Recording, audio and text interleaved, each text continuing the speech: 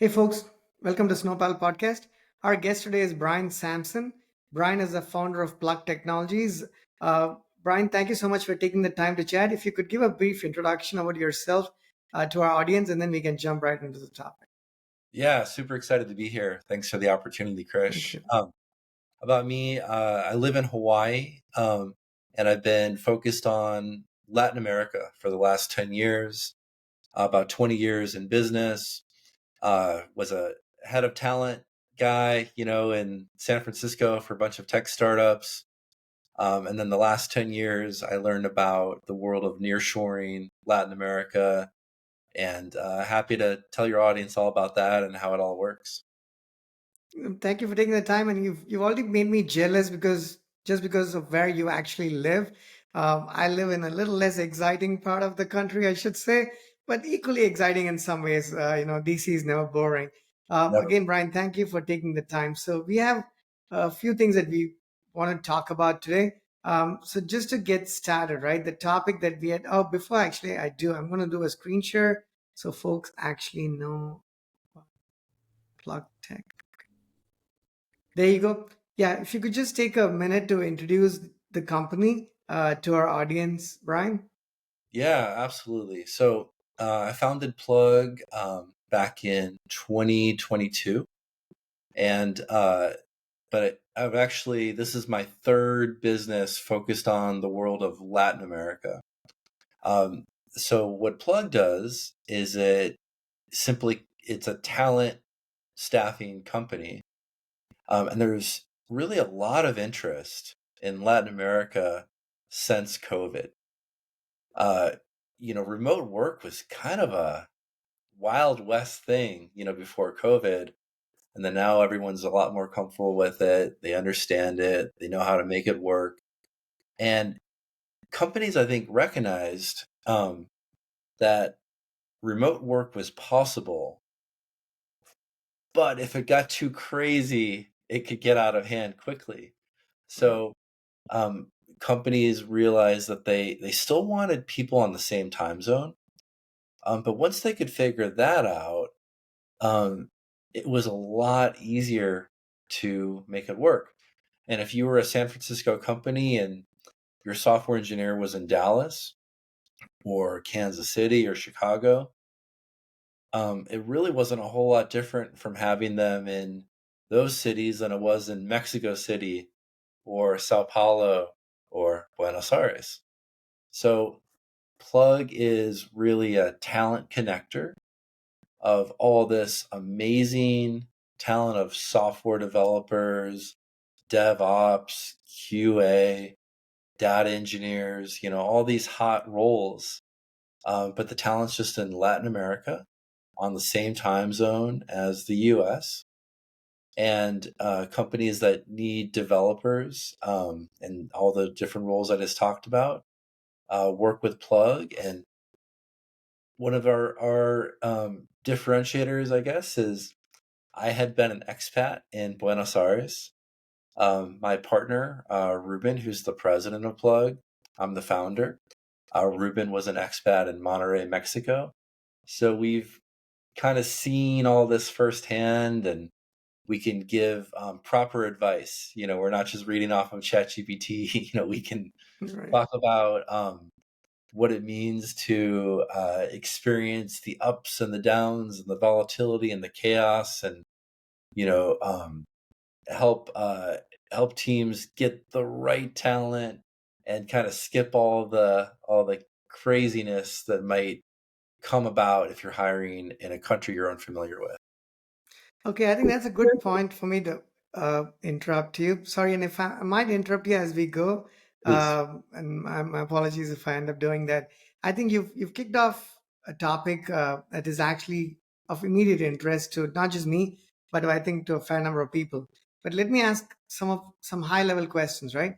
What are some of the differences between nearshoring and offshoring? In other words, what you told me just before the podcast was folks end up being in the same time zone or maybe a time zone that's not very different, right? Maybe it's within an hour or two or so on and so forth. Yeah. Yeah. That's one difference. That and what else do you see are differences between working with folks who are sort of co-located, even if not exactly so, not too far, and somebody who's like maybe 10,000 miles away? Yeah, awesome questions, Krish. So let me do some definitions, and I'm sure a lot of your listeners, they're smart people. They've got a lot of great acumen. Um, so forgive me if some of this gets a little uh, basic, but I promise we'll get into the advanced No concepts. worries. Yep.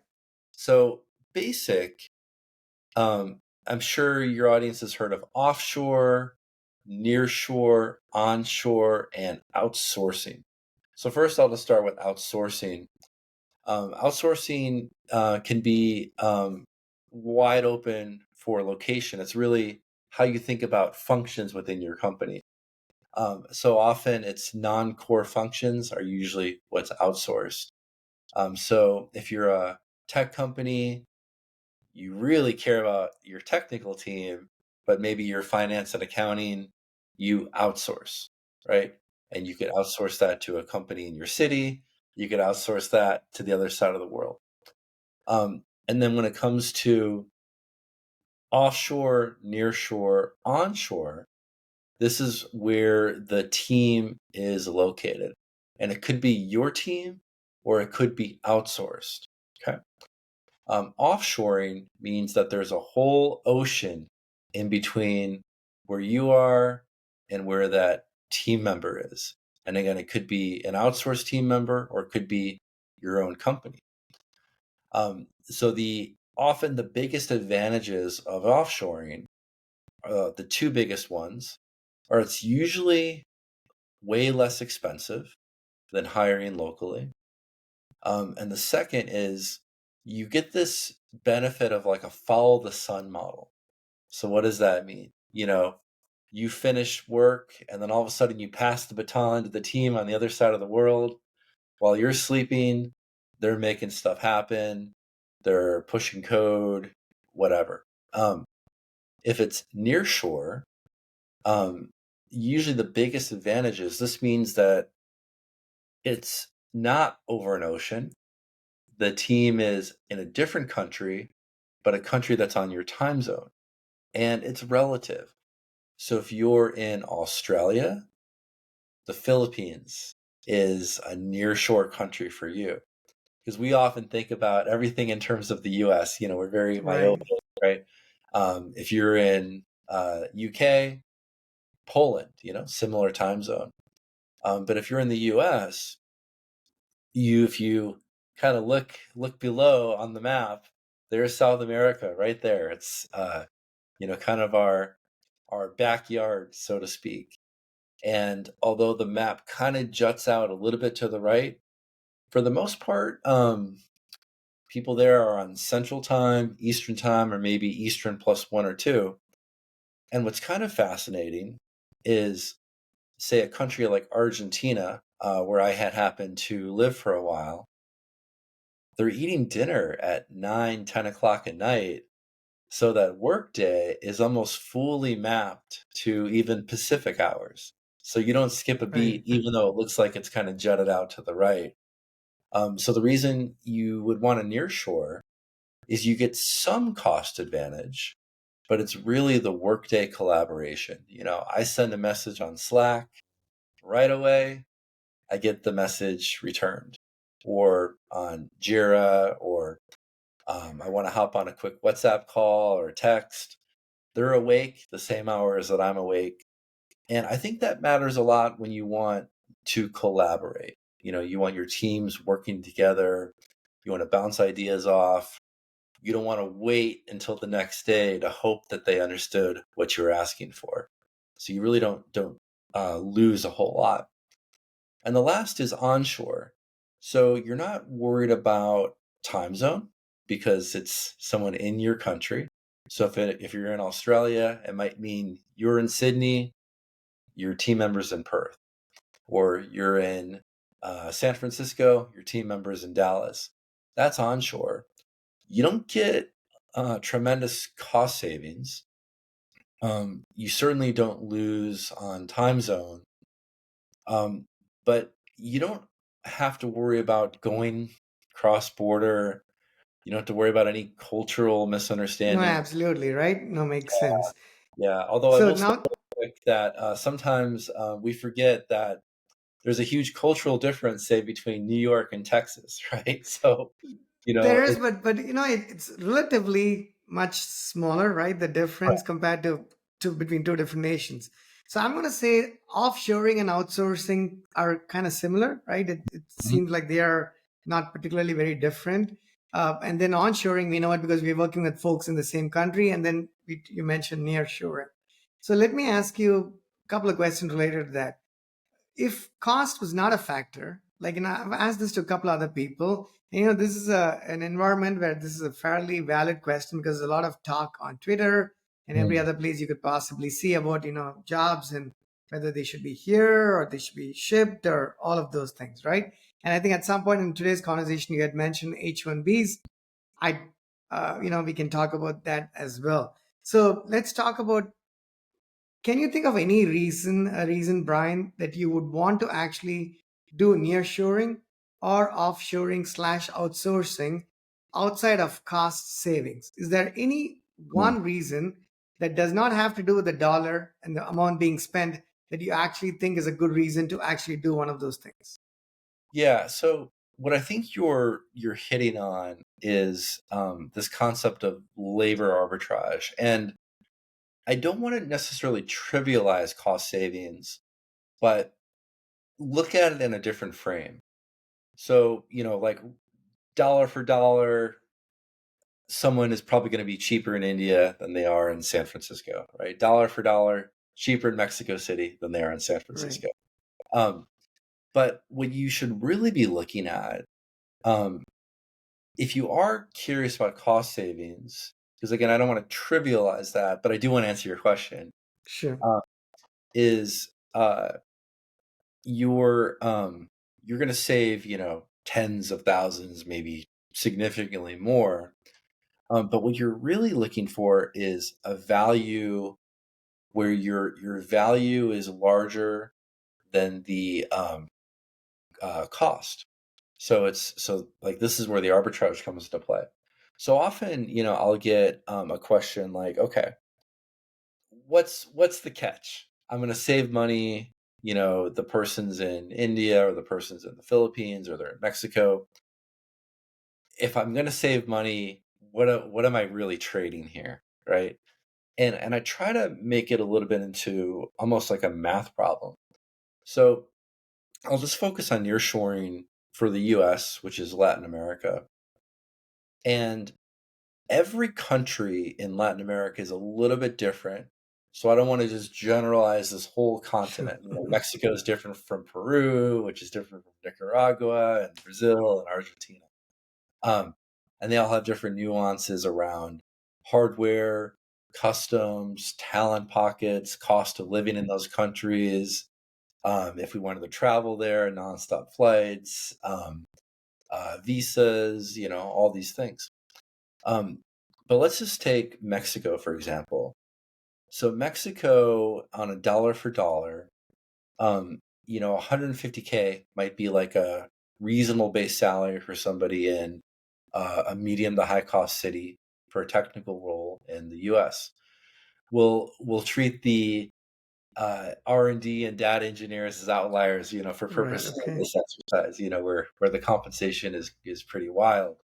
But 150K, kind of a reasonable salary. That 150K is really a cost of about 200K when you factor in benefits, FICA, employer taxes, maybe even more if you're looking at equity and things like that. Mhm. We'll just say, 200K.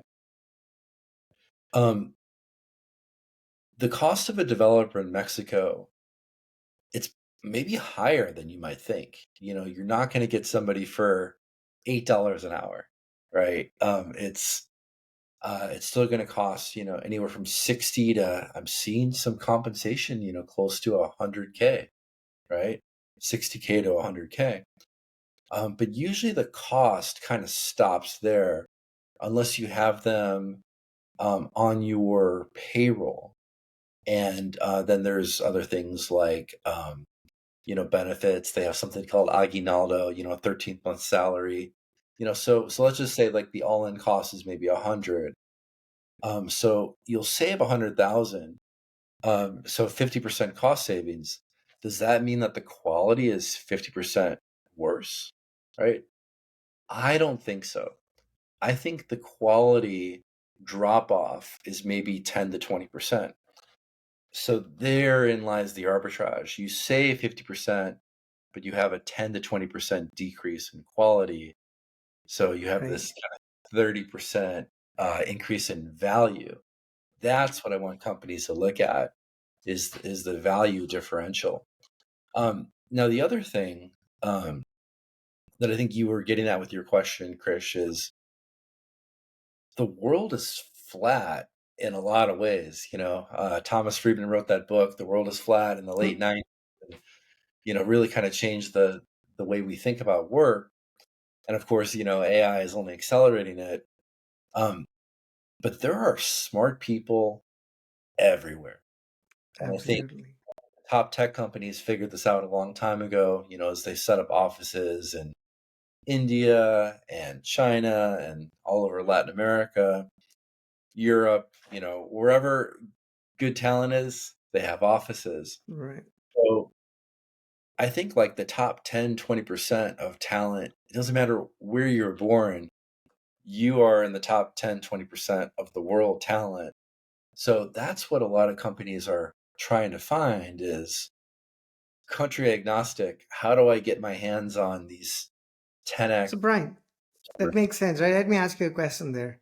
I'm sort of going to play the devil's advocate here as well because I've worked with, a lot of our work happens in the US, but I've also worked with folks in other countries. Um, let's take certain roles as an example. So, if you take development, right, where people are writing code, whether they're writing code the way you're writing it today with the help of AI and related technologies, or like you did it 2 years before.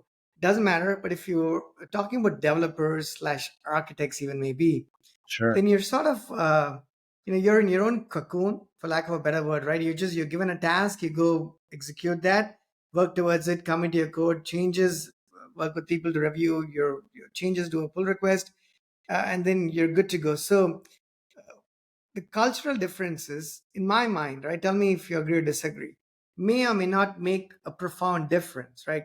Brian saying, Krish, can you just help me build this page? I go about, do that job, commit my changes. You have some feedback. I account for that feedback, and we are good to go. So each of us learning the other person's culture would be nice to have, but I don't know if it's a must have, right? Not necessarily so. I mean, Mm, I've tried to do that just as a person, but I've actually worked with companies that they treat both parties, or at least as like a bot of some nature, but there's mm. no small talk or any exchange of that sort, right? Hey, you know what, Brian, can you get started? Can you make these changes? And to me, that's a little too quick. I would like to know the person that I'm working with, but to each their own. But what I'm trying to say there is, from a development standpoint, that does not necessarily seem to be a pressing need to know the person per se to have them get stuff done, right? So the cultural differences may or may not make that much of a difference from a if you're hiring an engineer. So if it's nearshoring versus offshoring versus if you have somebody local. But every other role, I want to get your thoughts on this. If it's not an engineering software development role, there are cultural separations, and sometimes they are subtle, sometimes not so subtle. Your work culture, your etiquette, your body language, accent, I can speak to that personally as well. So if you account for all of those, Brian, would you still say it's a 10% difference, or is it possible that you actually see the difference that you're seeing by virtue of the amount of money that you end up saving by doing that near hiring near shore? Yeah, I think that's a fantastic question, and I love the frame that you set up here. So let me hit on two different things. There's the cultural aspect of just customs and how we behave in our countries and things like that, and then there's this culture of high pressure, hard hard problems, solving hard problems for tech companies, right? Right. So the first is just the way we think about customs. And there's something that I wanted to illustrate that I think is often forgotten about, um as we think about the attributes. Krish, as a CTO, you've hired a lot of people, and there are, usually certain attributes you're looking for. And we might trivialize, like, I don't need to know this person, let me just throw the task over the wall. um but most hiring managers, I think, would, if they're given a choice, they'd want someone, whether they're a software engineer or they're a marketing manager or a virtual assistant or any number of hundreds of jobs. Attributes that you'd want are people that have critical thinking. They're clever, resourceful, gritty, scrappy, humble, hardworking, right? And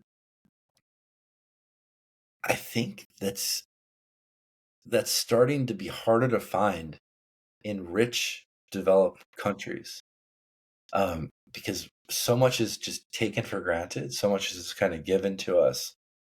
And I can speak personally to Latin America because I've spent a lot of time there. I've, Mm. for example, been to Argentina 9 times. I lived there for a long time, and I can tell you, on the surface, gosh, it seems kind of risky to, work with a country that I see on the news, like, we're sending all this money to Argentina, or Right. Mexico. You hear about cartels, and Venezuela. There's, it's like $1 billion or whatever the currency they have there to Right. buy a loaf of bread. You might as well set it on fire. Um, but that's all governmental. It's not the population. But if you've had to deal with that your whole life, of crazy hyperinflation and labor strikes, the uh, menu prices changing so frequently they have to be written in chalk, all this kind of craziness. As a result, the population is clever, they're critical thinkers, they're resourceful, they're gritty, they're scrappy. So that's something that I personally, I can't comment on every developing country, but the ones that I've seen in Latin America, they just kind of intuitively and innately produce these types of team members that almost any hiring manager would want, right? In the US. So I think there's that. Um, and I think that matters. Like, it doesn't matter what kind of work it is. We all want team members that are like that, and they're also committed, dedicated, loyal. The other thing that I would kind of lean into is, so we talked about uh, just like the the general culture, but part of what I said, I think, also reinforces just startup culture, where it's hard. Like, the rate of failure for tech startups is Right. so high. It's so hard. The problems that you're solving are so difficult. And I've seen this really exciting trend. I've seen this happen in India. I've seen this happen in Argentina. I've seen this happen in Brazil, where venture capital is starting to flow to these countries. And what have we learned? I have a degree from Singapore, so I've also spent some time in Singapore. Singapore is a very rich country, and they kind of try to create, like just basically buy their own, tech ecosystem. But what you really need for a successful tech ecosystem is you need capital and companies, a few success stories, and then people stay and they reinvest their time, their knowledge, their money, and they just keep growing this ecosystem. That's happening in India. That's happening in Brazil. That's happening in Argentina, where this ecosystem is growing. So we talk about, like, the top percentile of talent. You need to experience hard problems and experience the stress of trying to build a company under very tight constraints and having wins. So this is different than like I'm Bank of America and I need to hire 500 .NET developers, to do integration Right. work. That's a totally different subset than, I need one data engineer, like a bet the company kind of hire. And you can find those people now in the countries that I just talked about because they've been working in these small, scrappy startups that are domestic, maybe they've supported the US, but they've had that exposure to pressure. They've had that exposure to trying to solve hard problems under constraints. And No, that's really it ma- exciting. makes. I have one last question before we sort of switch to the next topic, right? The question I have is, I completely agree, but personally, I have one thing I want to ask you here. If Yeah, I was looking for somebody, doesn't matter what the role is, could be a product manager, could be a developer, could be an architect, somebody who can help us say at Snowball build whatever it is that we are building at any given point of time.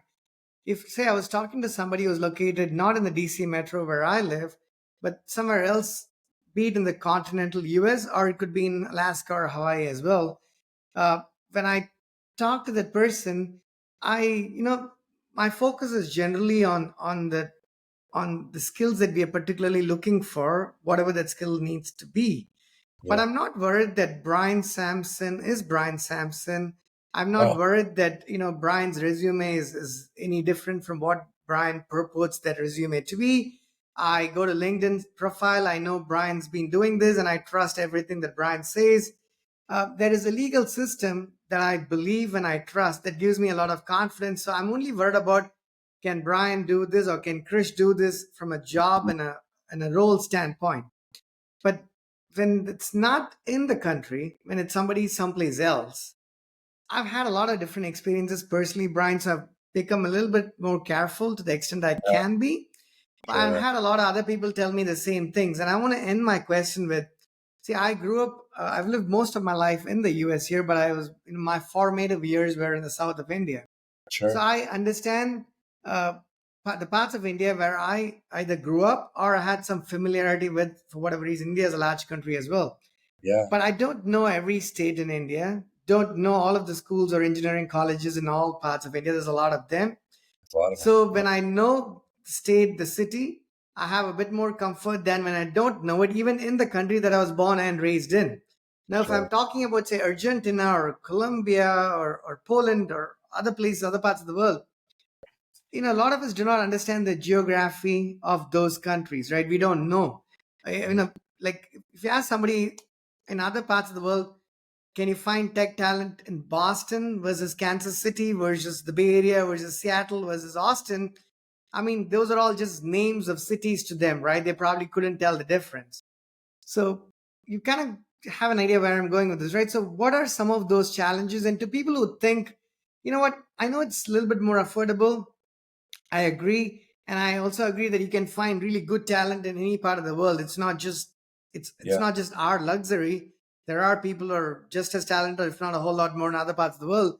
But there is this risk that I have to sort of assume because I don't know the culture, I don't know the laws of that land, and is it really worth it, right? I mean, what? First of all, do you agree that some of these are challenges, and if you do, how do you? What do you recommend to people so they could actually go about addressing these challenges?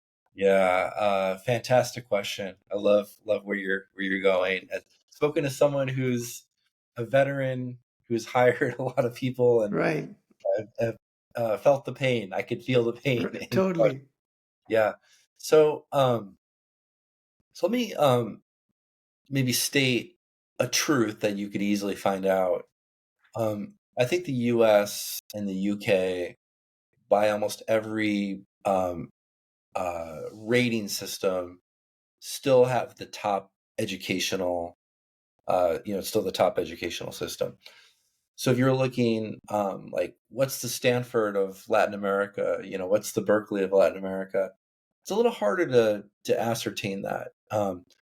India obviously has IIT, and that's very very well known. But there's thousands of universities we haven't heard of. Same thing with Latin America. Um, so I think it's still very important that we if you're in a hiring role, you have a rigorous hiring system rather than just basic pattern matching. So like, oh, they have this school in the resume, they must be smart. Um, we should still have a clear understanding of what is this role doing, what is the impact of this role, how do we want to vet for this role, who's asking which questions, so we have some consistency there. So a good hiring system beats a lot of the potential risk of candidates. Now, there is something that there's maybe two other things that I wanted to hit on. The first is,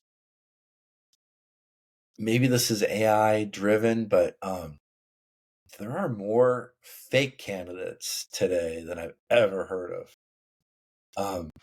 And And that's saying something because there have always been fake candidates. It's not like there yeah, weren't any. There were always plenty, but you're saying you've seen it be a lot more today, which is scary. so recruiters just have to be this much tighter with their screens, video calls, um, like So, Brian, first of all, who is a fake? Just so people understand this. When you say a fake candidate, what do you exactly mean by that? yeah, so maybe someone's impersonating that person, or someone does the interview on someone's behalf and you'd have no idea. And now, knock on wood, but with my company Plugg, and we place mostly technical people with our clients, um, there's maybe been one time in the 5 years that someone showed up to the first day, and we we're all kind of questioning, was this really the same person that did the interview? And So it's if you don't mind me asking, which part of the world was that? they were in Brazil, I want to say.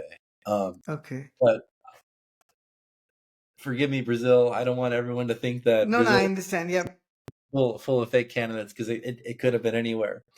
I could have said anywhere, and it was just that one time, right? And Brazil has uh, over 100 So, in million other words, people. Brian, you hired somebody, and then the person who showed up to the job was different from the person who actually took the interview initially. Yeah, so I think oftentimes there's pressure to hire. I need to hire somebody yesterday. So again, I think if you have a good interview process and hiring system, you'll catch this.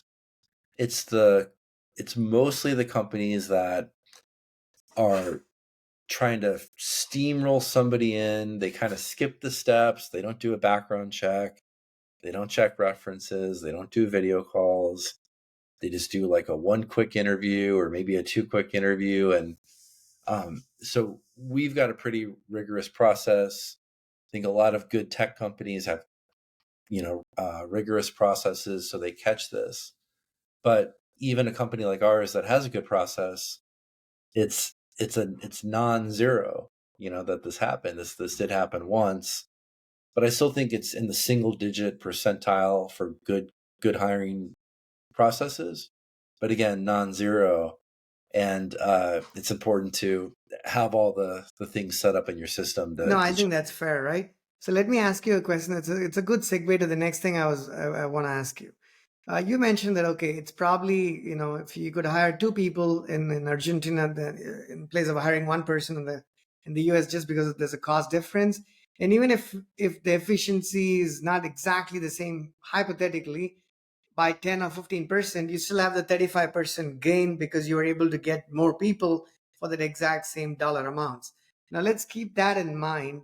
Just a narrow, hypothesis, but let's keep that in mind. And here's my question.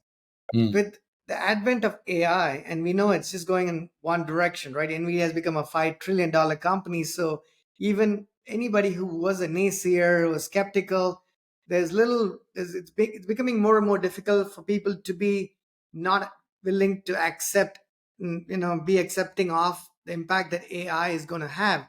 Because you mm, can see that Meta is spending, I don't know, $100 billion, right? And the stock plunged 14%, right? So it clearly means that companies are doing that spend. But even outside of these big, large hyperscalers, everybody is beginning to invest to some extent. in these technologies. And as I talk to more founders such as yourself, Brian, one of them actually is based out of Australia. He told me that he had a 50 people and now he's got 8 people, right? Now, part of me is like, hey, were you overstaffed to begin with? If you could actually, your size, the employee size is changing so much. But assuming that they were not overstaffed, it means that AI is bringing a lot of efficiencies, right? You're going to have to write a lot less code. Yeah, people who are not coders can now start coding with vibe coding and all kinds of stuff.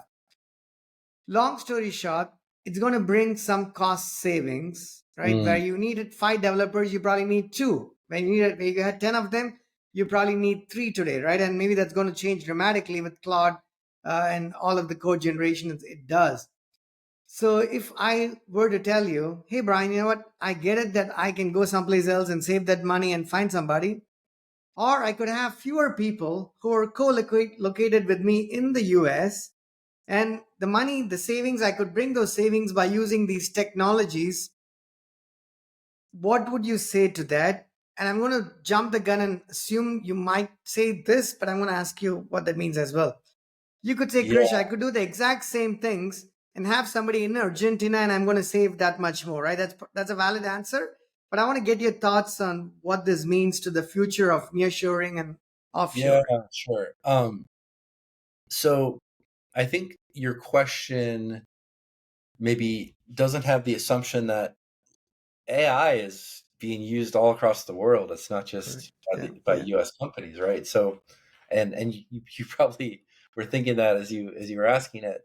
Um, so I've often explained it. We talked earlier about labor arbitrage, but I think talent in Latin America that's using AI, it's almost like a double bonus arbitrage for companies. So, maybe a company had 50 people, and I'm bad at doing public math here, but Yeah.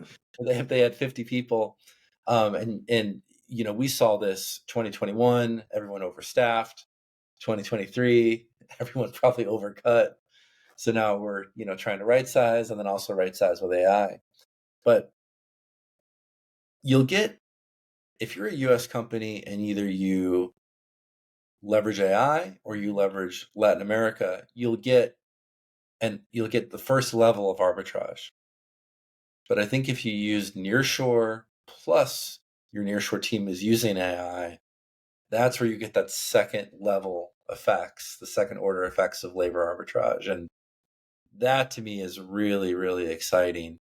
Um, Let me say one more thing that we didn't totally touch in is um, I think it's quite aggressive to be a founder and then all your team is in a different country. I still think there's a lot of value in your core team being in your office, but then it's all the additional hires you make if they're augmented by nearshore or offshore that's using AI. That's when you start to get tremendous economies of scale. But it's not just cost savings, it's high quality work that gets done. No, I get it. So I guess there's two ways to look at it at the very minimum. Here's how I see it, which is, say you have $100 to build something. It was going to cost you $150. So you didn't have the option to build it locally, like in the US. You had to go near shore, offshore, whatnot, because you had $100, you needed 150. You're going to have to find that saving someplace. Now, Right. my assumption was with AI, I'm able to build that with $100 because I need fewer people. And with the use of technologies, I can do it here, right? So that's one way to look at it, saying, hey, you know what? I don't need to do nearshore or offshore because I have the $100 and I Mhm. don't need as many people and I can just do it without going outside the country. But the Sure. second way to look at it is, well, you can now spend $80 or $75 and not even spend the $100. So you could still go do the nearshoring or offshoring if you're able to find the talent that you're looking for and still have the savings brought to you by AI and everything else in that space, because the assumption cannot necessarily be that it's just us in the US who are sort of who are caught up with it. Even if in many cases we are leading that trend, if you will, I would say probably the US and then China, maybe two Mhm, mhm. countries Yeah, that are actually driving a lot of this. Uh, yeah, yeah, so I think that makes sense. Before we go to the next topic here, Brian, anything else you want to add to what we've discussed yeah. there? I think there's one more thing that is really exciting that I think you're hitting on. I mean, we all saw Amazon laid off how many thousands of people, and Right. the layoffs and are just continuing. Um, and sure, there are people that I think will kind of be caught, in long-term unemployment, that are waiting to be hired. But the real exciting part for me is all the potential opportunity for entrepreneurship. And now entrepreneurship, the barrier to entry just keeps dropping, right? Because now you've got offshoring, you've got nearshoring, you've got AI. So you don't have to raise millions of dollars anymore to start a company. Maybe it's tens of thousands or hundreds of thousands to get something to a place of traction. Absolutely. Yeah, yeah, and I think it's going to be so exciting to watch how it impacts the economy. I think what you said there is super interesting, and maybe I'm going to ask something. I was going to ask something else, but this is even more interesting. So let me ask you. I saw something popped up on my Instagram feed, I think 2 days ago, where there was this guy. I don't know where he's located, somewhere in our country, and he was pretty frustrated because he's like, "Hey, I spent 3 years building or 4 years building this app, and now there is somebody who built this using vibe coding." And he just showed, on in the video, he just said, "You know what? I just did some research on who this person is, and it didn't help his frustration that it ended up being a middle schooler. Somebody who was in middle school ended up Yeah, building an app using vibe coding that had taken him like 3 to 4 years to build. Now yeah, that sometimes could be dramatic. Something that took 4 years for somebody who's been in the business of building software with vibe coding, can you do it in, like, I don't know. I mean, that's just an example. Take it with a grain of salt, but there is a fair bit of truth to it. You mentioned entrepreneurship. You also mentioned layoffs, right? So, what do you, Brian, see the future of engineering be? In other words, yeah, I never thought there was a safe job ever, because, people who thought federal government jobs were safe are probably finding out otherwise, right? So if yeah. federal government jobs are not safe, then probably no other job is probably safe, right? Maybe college professors or tenured, maybe it's a bit safer. I don't know, but in general, there is no such thing as a safe job, no matter what you do. You could be Mhm. working in this large company doing some really exciting stuff, and then you're not needed anymore, right? And it's just the nature of the beast, right? We live in a capitalistic society, and it's just how things are going to be. So, the population is just growing, right? I think that by the end of the century or middle of the century, there's going to be a whole lot more people. We need a lot lesser people to do what needs done. Some countries have more, a population that's growing a whole lot more, like maybe India, Nigeria, compared Mm. to South Korea or Japan, for instance, right? Oh, So yeah, the yeah, world order is, it could be philosophical to some extent, but the world order is changing. correct. Given that, my question to you, Brian, is, do you see the future as option one, which is, hey, you know what? We're going to be building software and everything else, not just software, doing things more efficiently using AI. But the whole dynamics of how it's being done here, there, everywhere, and co-located, not co-located, offshoring, nearshoring, the fundamental tenets of that approach are going to pretty much stay the same. It's just that the technology is changing, so you're going to do things differently. Or do you see the future of engineering as, you know what, it's not going to look anything like it's looked in the past, right? What we do, how we do that, and who does it, it's going to be dramatically different, which means we have to brace ourselves to a future that we actually have little clue about. Sort of, I know those might be some sort Yeah, of extremes, but where do you see the future be if you had the crystal ball? yeah. I'm sure there's a lot of listeners for this show that maybe also tune into the All In podcast. And one of the hosts of that is Chamath Palihapitiya, and he's founder of a company called 8090. So with essentially the premise of, pick like all the common, most popular softwares. We'll make this 80% cheaper and 90% as good. And I think that's where engineering's going. I like his vision for that. Um, the richest companies will still pay for Salesforce. They'll still pay for some of the very expensive commercial software, Oracle, AWS. Like they'll still pay for that. But as the friction to get a new company off the ground, and there's a lot more entrepreneurs, I think there's going to be a lot more 80-90 opportunities. AI, nearshore, middle schoolers, where the bar for perfection, there's still buyers for those, but there's going to be this whole group of buyers that now just have more choice of what type of software they can buy, recognizing that there's trade-offs. Like, okay, like I'll get this for a much cheaper monthly price, and it's mostly as good.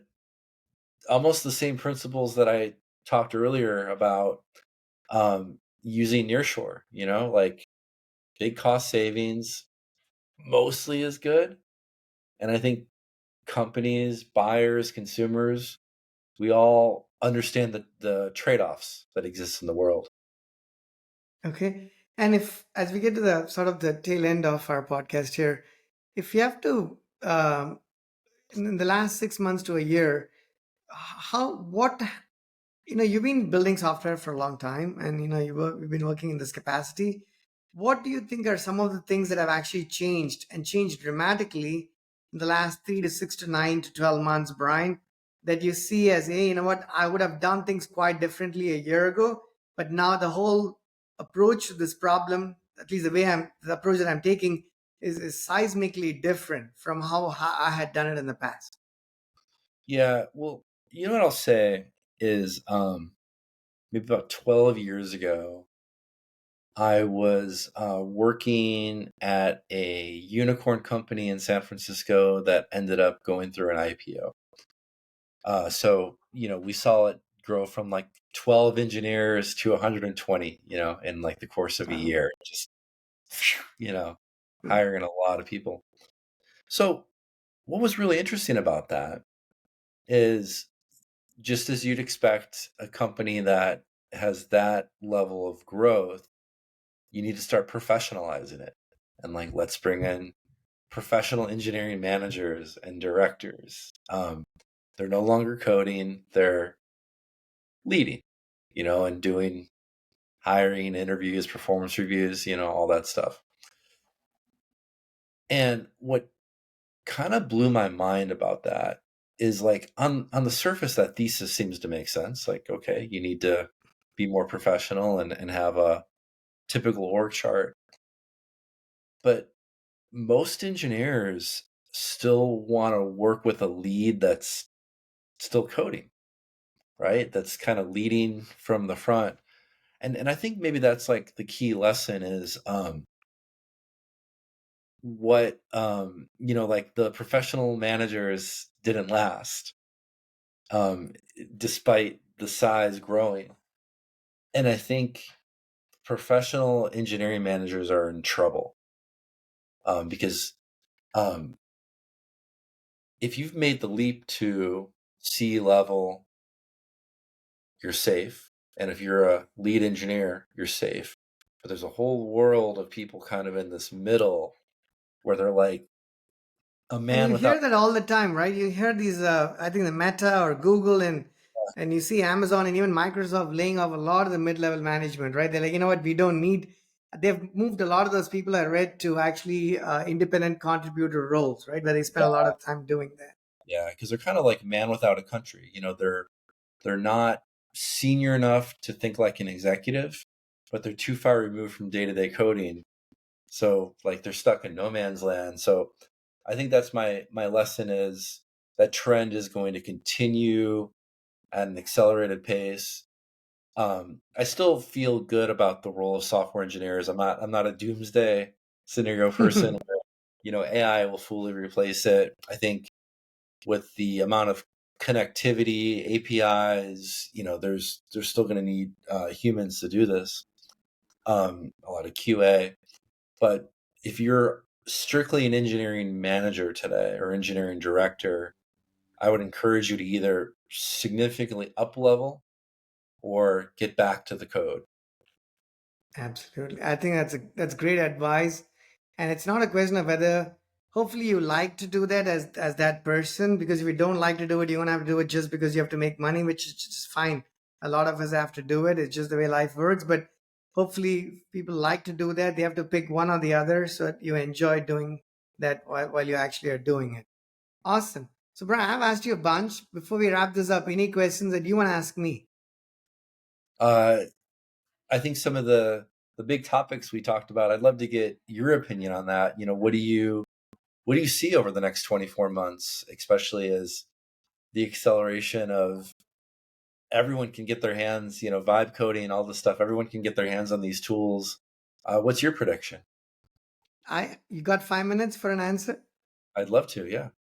Uh, Here's my take on it, right? As I've said this, I think, in one of my other podcasts, and I'll say it maybe differently here, a little bit differently, is I see three categories of people at the highest level.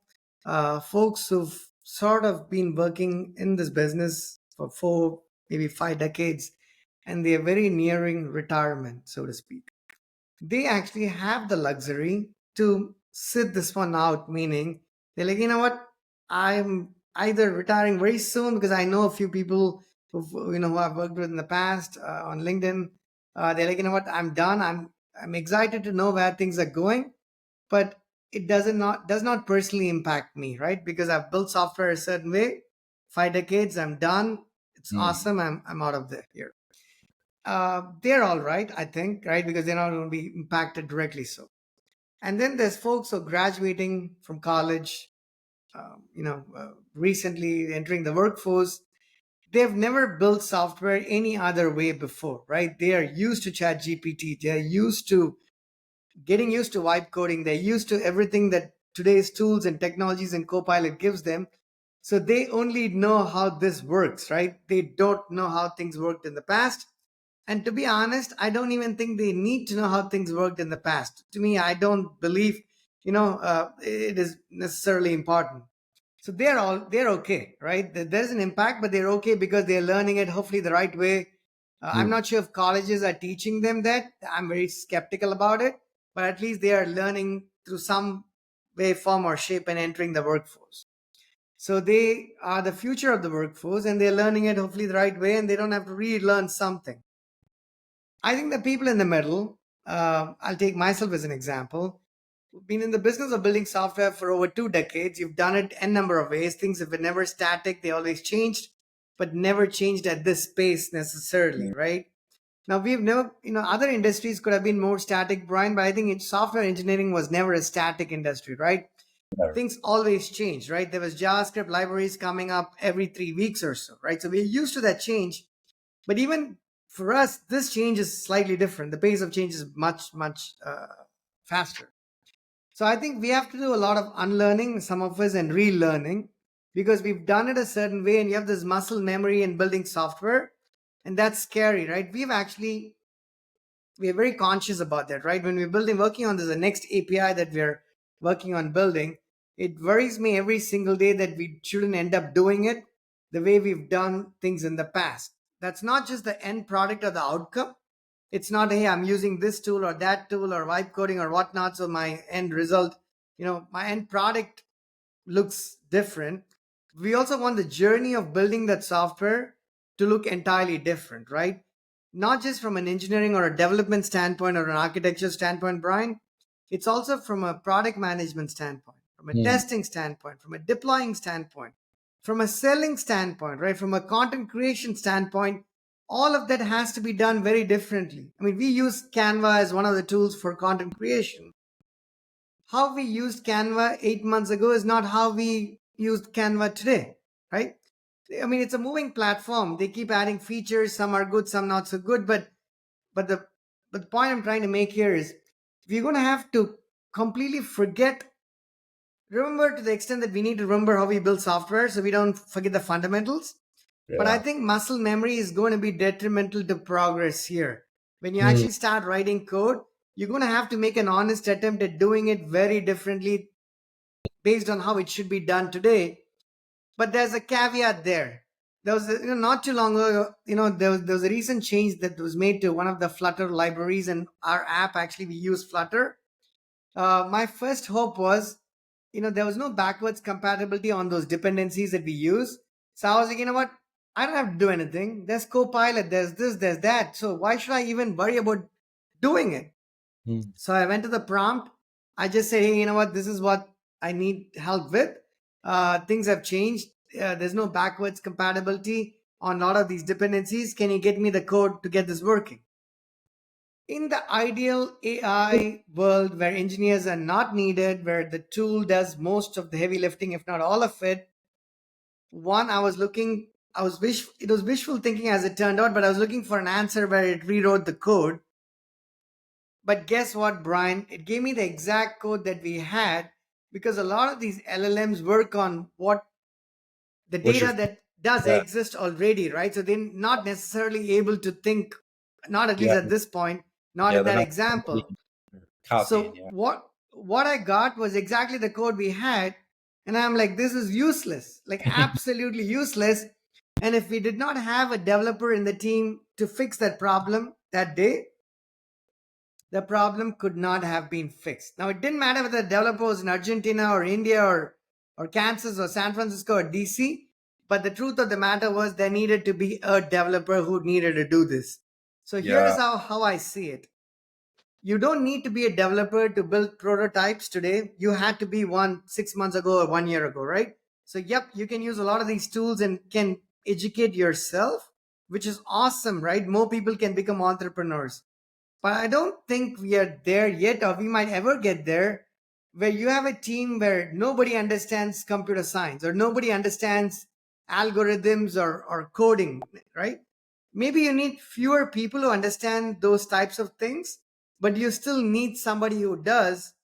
And maybe you need somebody who does understand that very well, right? So here is where I see some part of what might happen in the next 3 to 6 to 12 months is the the composition of an engineering team is going to change dramatically. I think it's going to look so different from how looks today or how it looked 1 year ago. And arriving at that right composition is not going to be like, hey, I need three developers, one architect, one product manager, one tester, one project manager, whatever. The way we did that in the past, way we approached it, I don't see that happen in future. I think there's going to have to be a level of customization. So no two engineering teams in my mind are actually probably going to look similar, right? They're going to look very, very different is my take on it, which means if you're running a company, you need to understand engineering because you're building software, but you also need to understand what are those key roles I have to fill when I'm building that piece of software. So I don't end up having one too many engineers Hmm. or one too few product managers, or maybe I need three product managers and one developer. You know what I mean? Something preposterous, right? A composition that you may not have thought about in the past. I think there is a chance for those types of things to exist because as we are building more things, Brian, at Snowball, I recognize the need for a specific set of skills for each of the things that we build that's very different from the other thing that we are building. And I'm not just talking about technology skills, right? I'm not talking React versus Flutter versus AWS versus Google Cloud.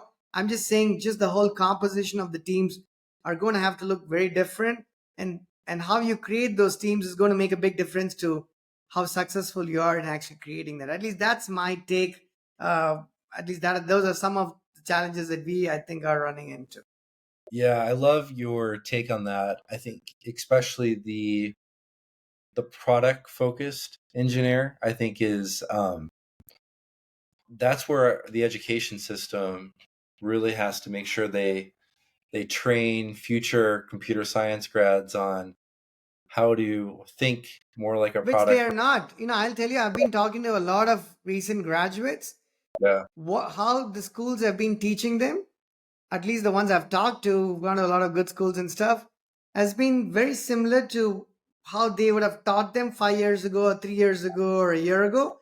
See, I yeah, think these large institutions are like, they don't change, they don't move quick enough, yeah, right?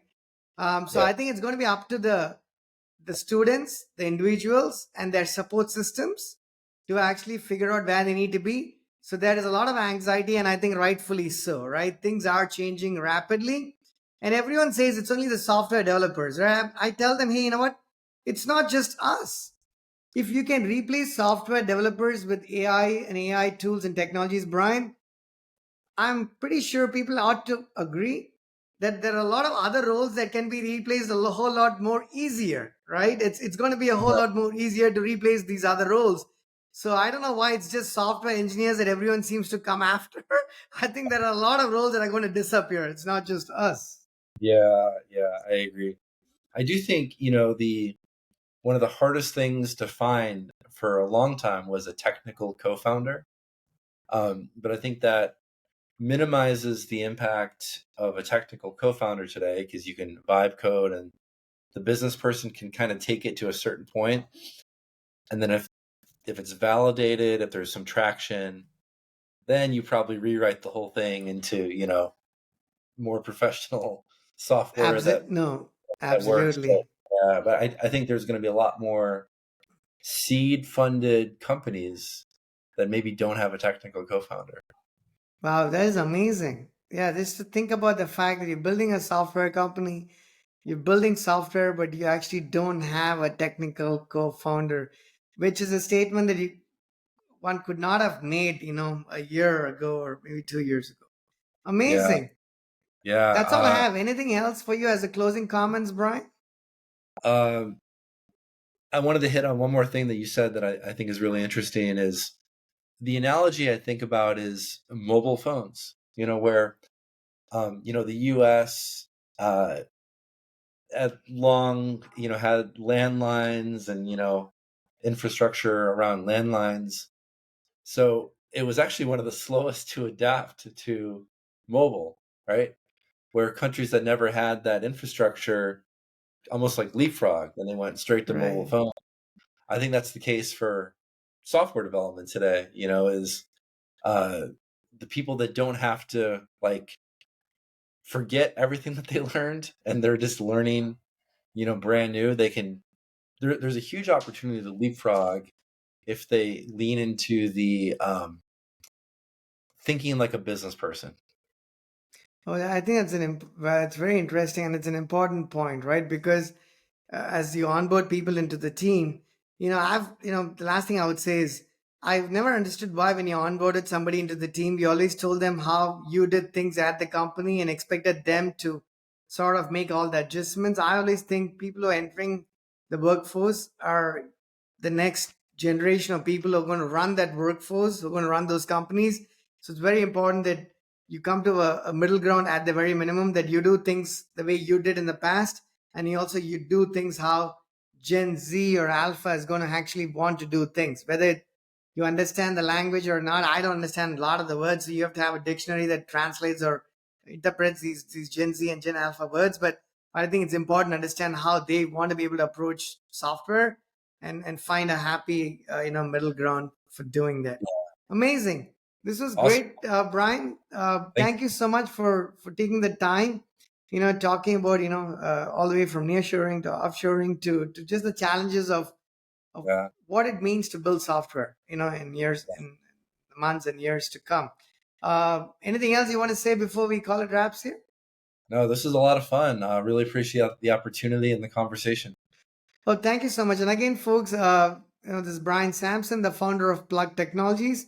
I shared the screen earlier, but we include the link to Brian's LinkedIn profile and the company. So definitely do check that out. Amazing. Thanks a lot, Brian. Much appreciated. Yeah, thank you so much.